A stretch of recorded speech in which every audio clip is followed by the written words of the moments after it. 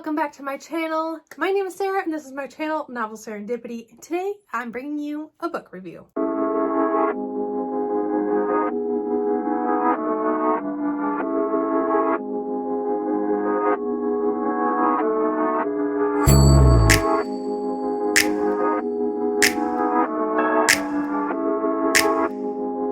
I don't do book reviews very often. I think I have maybe 2 or 3 total on my channel within like the past 2.5 years. And so yes, if this sucks, I am sorry. I tried to watch a few book reviews because I also don't watch a lot of book reviews unless I just got done with a book and I'm curious, or if I'm super on the fence about buying a book. But otherwise I just don't like watch them for fun. But the book review for today is The Bride Test by Helen Hoang. And I gave this book 5 stars. I wasn't expecting to like it as much as I did. I did listen to it on audiobook and it was just amazing. I really liked it, and there are a few different reasons why I liked it, but let's start with the characters. The main female is May and the main guy is Kai. He is autistic, and so he doesn't interact or he expresses those feelings differently than just the run-of-the-mill people. And I think Helen Hoang did a really good job at kind of expressing that and explaining that, either with actual descriptions of how he was feeling and what he was doing versus her just showing us, like, instead of her saying he felt something, he did something, like he had an action, instead of Helen Hoang explaining to us what he was feeling, if that makes sense. But he is autistic, and so he does things differently. It's not that he feels differently, it's just that he expresses those feelings differently. And so this leads us to his mother, who basically goes to Ho Chi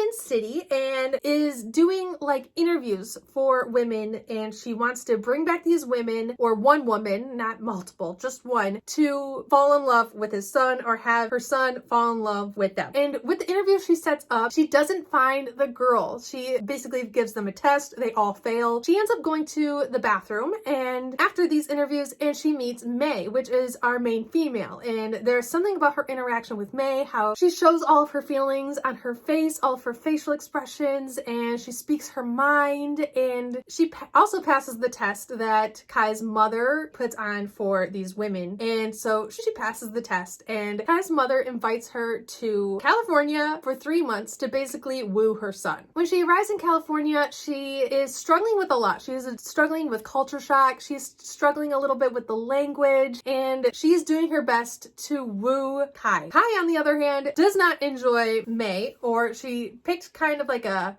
English name, and so she goes by Esme. Does not like her around. She's doing everything differently. She's doing things just to get his attention, and there's a lot going on there. Kai and Esme together is really refreshing, actually, because the way Helen Hoang wrote both of these characters, we get to see how they interact with each other and what did they say to each other, but we also get just a snapshot into their minds in between these interactions. The writing in this book was also done extremely well. There is kind of like this miscommunication plot, and it was done in a different, refreshing way than most miscommunication plots happen. And it's mostly because of Kai's autism and the fact that there is some miscommunication just with him having autism and how he interacts with people. But it's also because Esme doesn't exactly know what autism is. She doesn't know what it means to be autistic. There's also that language barrier. So at one point of the book, his brother's like, "You do know he's autistic, right?" And she's like, "Yeah, he told me that, but I don't know what that means." And so there is just, I feel like Helen Hoang took the miscommunication plot and took it to the next level, and I loved it. It gave the miscommunication plot line itself some points in my book because I hate that plot line. But in this case, there was reasons why it was there. There was reasons why the miscommunication prop was used to begin with, but there was actually a reason to it. So, like that. I also liked the side stories within the main story itself. So Kai has a side story with a main death and like what that means for him and how that has kind of molded him into the adult he is today. And we get some backstory, we get kind of why it happened, how it happened, and that was really refreshing. And then we also have Esme, who has a whole family back home. She has a daughter back home, and kind of what that means for her going forward, like what she needs to do to make sure she's giving her family and herself, and in the long run, Kai as well, just the best life possible. There is something about these two characters that you wouldn't necessarily think that they would work together. They have just totally different backgrounds and totally different ways of thinking, and they just do literally everything differently. But their chemistry with each other was just amazing, and every interaction between the two, I either caught myself smiling or actually laughing, and it was just really, really special. Helen Huang, in the end, just did a really good job, I think, with the autism aspect of this character, the character of Kai, and kind of what that means. And it does mean that sometimes mothers can be a little bit more overbearing, they can be a little bit more demanding because they don't think that their kid, even a grown adult, can take care of themselves. And I feel like Helen Huang did a really good job at the way she wrote in Kai's mother, because Kai's mother did go all the way across the world to basically find a mail order bride, and kind of what that means, because she doesn't think her son can find love himself, does not think that her son can find happiness himself, and so she takes it upon herself. It could have gone really bad. She could have brought home just the worst woman ever, but she also knew her son well enough to know what would be good for him and what he would do well with. There was even a time when she was talking to Esme, she's like, Kai doesn't read maybe social cues or interact with individuals how you would expect. And so if you need something, you need to tell him, like point blank. There was also not a single point in this book where it was written in that Kai's autism is how all autism is, because autism, there's a whole spectrum of autism. Every single individual is different. Just like every individual without autism is completely different. My personality is not like any other one's personality. Like, that belongs to me.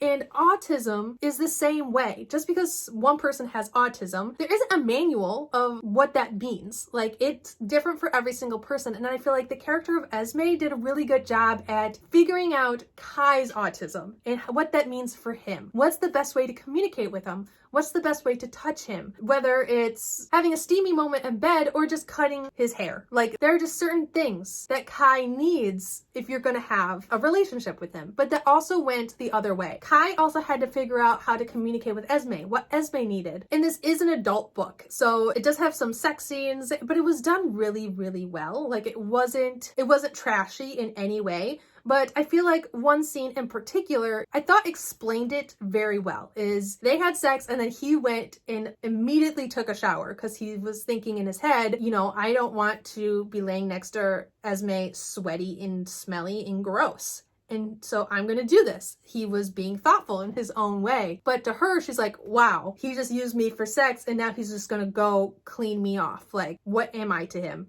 Which can be seen in both ways. Like, he was thinking that he was being considerate and she was thinking, wow, that's rude. Like, we're not going to lay here together. We're not going to cuddle. You're just going to immediately get up and go take a shower. But there is those little different levels of communication, totally different levels of communication.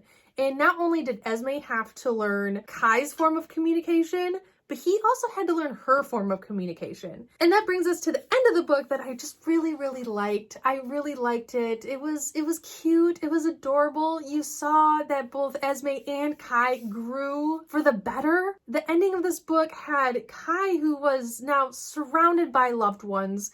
He was just enjoying life. He was enjoying life. He wasn't just shutting himself off, only working. Like, he was enjoying life. And that was just so incredibly heartwarming. And then there was Esme, who, and I'm not going to go into it because it's spoilers, but the end of the book for Esme, I thought was done extremely well. In the end, she does what she needs to do for her and her family, but for her. She was brought to the United States for a man. She went to the United States for her family.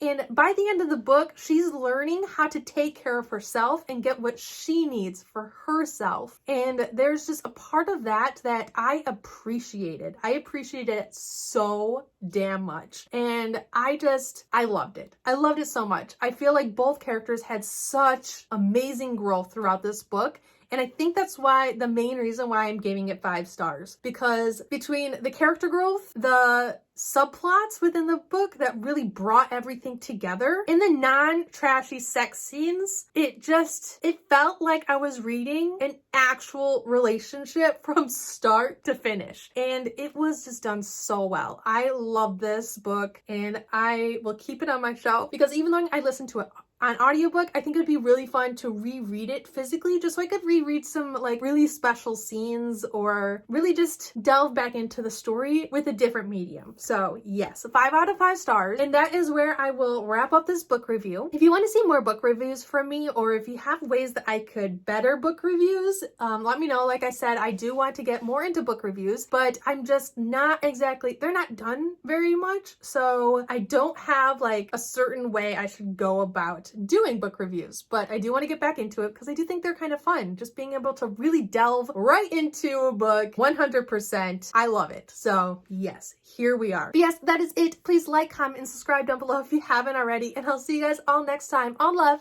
Bye.